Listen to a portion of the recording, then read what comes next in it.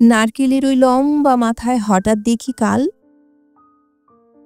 ডাবের মতো চাঁদ উঠেছে, ঠান্ডা ও গোলগাল। ছিটকিনিটা আস্তে খুলে পেরিয়ে এলেম ঘর। ঘুমন্ত এই মস্ত শহর করছিল থরথর।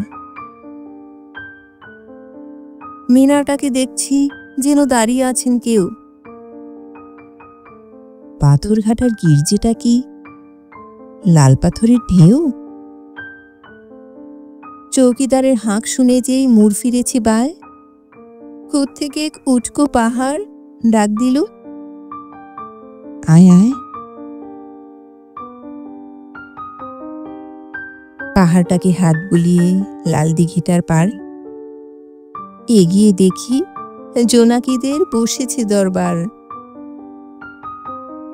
আমার দিকে কলকলিয়ে দিঘির কালো জল বলল, এসো আমরা সবাই না ঘুমানোর দল।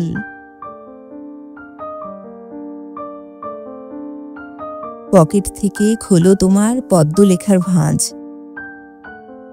রক্ত জবার ঝোপের কাছে কাব্য হবে আজ। দিঘির কথায় উঠল হেসে ফুল পাখিদের সব, কাব্য হবে কাব্য হবে, জুড়ল কলরব। কে আর করি, পকেট থেকে খুলে ছড়ার বই। পাখির কাছে ফুলের কাছে মনের কথা কই।